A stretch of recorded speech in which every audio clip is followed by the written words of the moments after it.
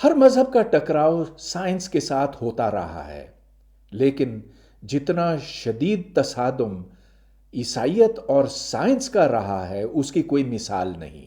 یہ صدیوں پر محیط تھا۔ اس کے اوپر بہت کچھ لکھا گیا ہے، لیکن یہ دو کتابیں جو میرے سامنے ہیں، دراصل یہ دو جلدیں ہیں ایک ہی کتاب کی، ان کی کوئی مثال نہیں۔ ان میں جتنی تفصیلات ہیں اور جتنے حوالہ جات ہیں، تو یہ واقعی ایک خزانہ ہے جو اس تاریخ کو بیان کرتا۔ اس کا مصنف اینڈرو ڈکسن وائٹ ہے، جو ایک امریکن اسکالر تھا اور جو ان کتابوں کو لکھنے کے بعد کارنیل یونیورسٹی کا وائس چانسلر لگا۔ اس کو 120 سال ہو گئے۔ اگر پاکستان میں کسی شخص نے ایسی کتاب لکھی ہوتی تو کیا وہ کسی یونیورسٹی کا وائس چانسلر لگ سکتا؟ بہرحال یہ ایک الگ بات ہے۔ اب لوگ عام طور پہ یہ سمجھتے ہیں کہ کلیسا نے گیلیلیو کو سزائے موت دی تھی اور بس اتنا ہی ٹکراؤ تھا، لیکن اس سے کہیں زیادہ تھا۔ کلیسا کا یہ دعویٰ تھا مثلا کہ زمین چپٹی ہے۔ ایک مشہور عیسائی پروہت سینٹ آگسٹین نے تقریباً 1000 سال پہلے یہ فرمایا کہ زمین کا چپٹا ہونا تو لازمی ہے۔ اگر زمین گول ہے تو اس کا مطلب یہ کہ بارش پھر نیچے سے اوپر جائے گی، فصلیں نیچے سے اوپر کی جانب اگیں گی۔ یہ تو ایک فضول سی بات ہے۔ اسی طرح 6 صدی عیسوی میں ایک اور پروہت تھے پروکوپیس کے نام سے۔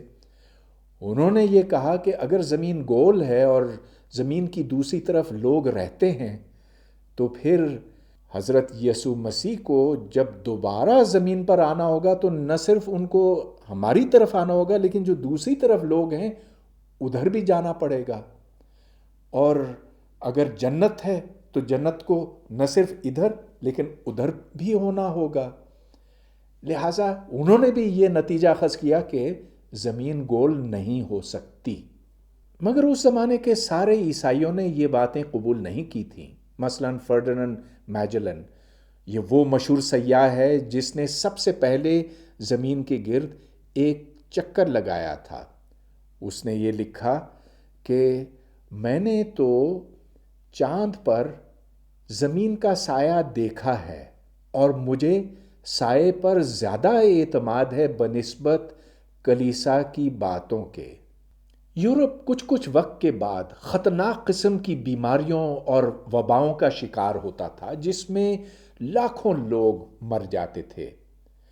کلیسا کا نقطہ نظر یہ تھا کہ یہ عذاب الہی ہے اور یہ ان کے گناہوں کے نتیجے میں ہے۔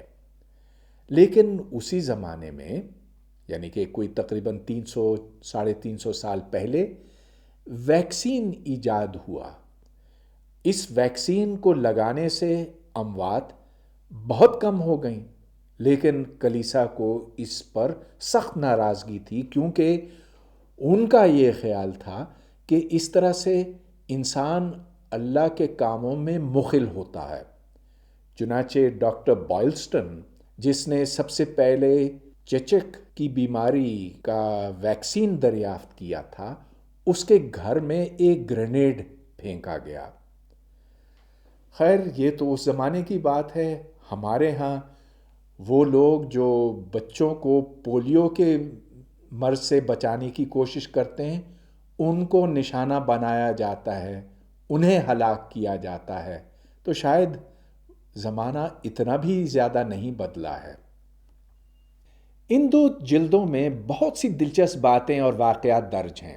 مثال کے طور پر سن 1770 کے لگ بھگ یورپ کے مختلف مقامات پر یہ دیکھا گیا کہ جو نہروں اور چشموں میں پانی ہے وہ سرخ ہوا ہے۔ ایک دم کلیسا نے یہ فتویٰ صادر کر دیا کہ دراصل یہ حضرت یسوع مسیح کا خون ہے، اور یہ اس بات کی علامت ہے کہ ہمارے گناہ اس قدر زیادہ ہیں کہ اللہ تعالی ہم سے ناراض ہے، اور یہ اس ناراضگی کا اظہار ہے۔ لیکن اسی زمانے میں ایک سائنسدان لینیاس کے نام سے اس پانی پر اپنی تحقیقات کر رہا تھا اور اس نے اس پانی کو اپنی خوردبین کے نیچے رکھ کر یہ دیکھا کہ اس میں چھوٹے چھوٹے لال رنگ کے کیڑے ہیں۔ اس نے اس کے اوپر ایک تحقیقی مقالہ لکھا جو اس نے رائل سوسائٹی کو بھیجا، اور جب یہ شائع ہوا تو اس کے نتیجے میں ایک شدید رد عمل پیدا ہوا۔ اس پر یہ الزام لگا کہ وہ ملحد ہے، وہ کافر ہے، وہ دین سے بھٹکا ہوا ہے، اور کہ وہ کلیسا کی باتوں کی تردید کر رہا ہے۔ اب لینیس کوئی اتنا بھی زیادہ بہادر آدمی نہیں تھا۔ پھر اس نے یہ بھی دیکھا تھا کہ گیلیلیو کا کیا انجام ہوا تھا، تو اس نے معافی مانگ لی، اس نے توبہ کی، کہا کہ مجھے شیطان نے بھٹکایا تھا اور میں تہہ دل سے معافی مانگتا ہوں۔ اس طرح اس کو بخش دیا گیا۔ اسی طرح کا ایک اور قصہ بجلی سے وابستہ ہے۔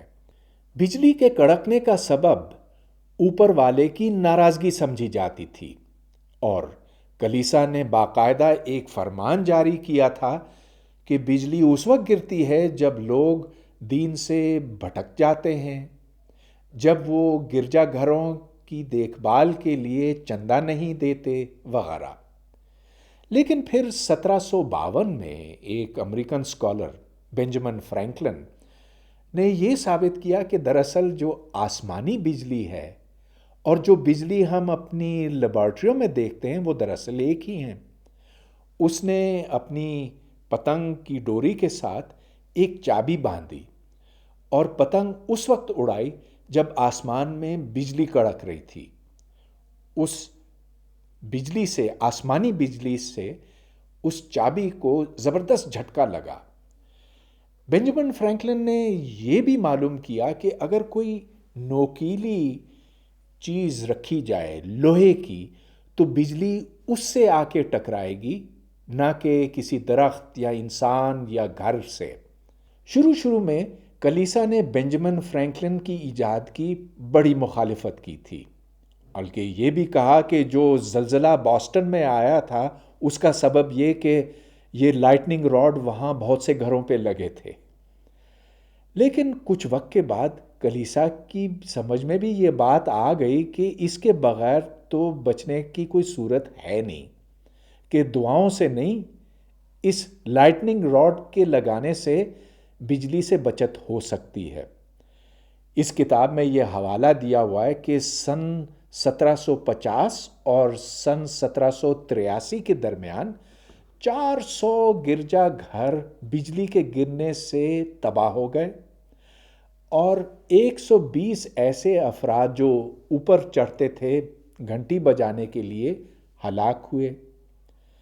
پھر ایک مثال یہ دی گئی ہے، ایک سڑک کے اس طرف گرجا گھر تھا جو تباہ ہو گیا، اور دوسری طرف شراب خانہ تھا جو محفوظ رہا۔ شراب خانے کے اوپر لائٹننگ راڈ لگا ہوا تھا جبکہ گرجا گھر کے اوپر نہیں لگا تھا۔ معجزات کے موضوع کے اوپر عیسائیت اور سائنس کے دو بالکل مختلف اور متضاد موقف تھے۔ سیلاب نوح اس کی ایک مثال بنتی ہے۔ انجیل میں بہت تفصیل کے ساتھ یہ بیان کیا گیا ہے کہ اللہ تعالیٰ نے یہ فیصلہ کیا تھا کہ زمین پر جو بے دین اور گنہگار لوگ ہیں انہیں ایک سیلاب کے ذریعے سے ختم کر دیا جائے گا۔ لیکن سیلاب بھیجنے سے قبل اللہ تعالیٰ نے حضرت نوح کو یہ خبر دی کہ ایسا سیلاب آنے والا ہے، اور ان کو چاہیے کہ وہ ایک بہت بڑی کشتی بنائیں جس میں وہ خود بمع خاندان کے بچ سکیں گے، اور ساتھ ساتھ جتنے بھی جانور ہیں ہر ایک کا ایک جوڑا اس کشتی کے اوپر رکھا جا سکتا ہے تاکہ وہ بچ جائے۔ لیکن سائنس نے اس کے اوپر بہت سے اعتراضات اٹھائے، مثلا یہ کہ اتنی زیادہ اقسام ہیں جانداروں کی اور خصوصاً جانوروں کی کہ یہ ممکن ہی نہیں کہ یہ کسی ایک بڑی کشتی کے اوپر سارے کے سارے رکھے جا سکتے۔ دوسرے یہ کہ ان کی خوراک آخر کہاں سے آئے گی، کیونکہ بیشتر جانور ایسے ہوتے ہیں جو دوسرے جانوروں کو کھاتے ہیں، اور پھر اگر پہاڑوں پہ اس کے آثار ڈھونڈے جائیں، یعنی کہ اگر کوئی بڑا سیلاب آیا ہوتا تو اس کا ثبوت وہاں پر موجود ہوتا، لیکن ایسا کوئی ثبوت نہیں ملا۔ چنانچہ یہ کشمکش سائنس اور عیسائیت کے درمیان تو ہوتی رہی، لیکن دلچسپ بات یہ ہے کہ برِ صغیر میں سر سید احمد خان نے اس مسئلے کا جائزہ لیا اور وہ بھی اس نتیجے پر پہنچے کہ جو کچھ بتایا گیا ہے انجیل میں اور قرآن شریف میں وہ دراصل تمثیلی ہے، علامتی ہے اور حقیقی نہیں ہے۔ انہوں نے ان دلائل کو اچھی طرح سے چھان پھٹک کر یہ نتیجہ اخذ کیا، اور اس کے بعد پھر اس معاملے کے اوپر انہوں نے بہت کچھ لکھا بھی۔ اتنے واقعات درج ہیں جہاں سائنسدانوں کو، سوچنے والوں کو کافر، ملحد، بے دین اور ہر بری چیز کہی گئی، لیکن اس سب کچھ کے باوجود بالآخر کلیسا کو شکست تسلیم کرنی پڑی۔ ایسا کیوں؟ اس لیے کہ سائنسی حقائق اور سائنسی استدلال اتنی مضبوط بنیادوں پر استوار ہیں کہ ان کو ہلانا آخر کسی کے بس کی بات نہیں ہے۔ دنیا آخر گول ہے، چپٹی نہیں ہے۔ جراثیم کی وجہ سے بیماری پیدا ہوتی ہے اور کوئی وجہ نہیں، وغیرہ۔ لہٰذا ہمیں اس تاریخ کو دیکھ کر تھوڑا سا حوصلہ ہوتا ہے کہ ایک نظام کتنا ہی ظالمانہ کیوں نہ ہو، اس کا جبر کتنا ہی زیادہ کیوں نہ ہو، لیکن بالآخر یہ عقل اور خرد اور سائنس اور سچائی ہے جس کی فتح ہوتی ہے۔ تو اس سے ہمیں بہت حوصلہ ہونا چاہیے۔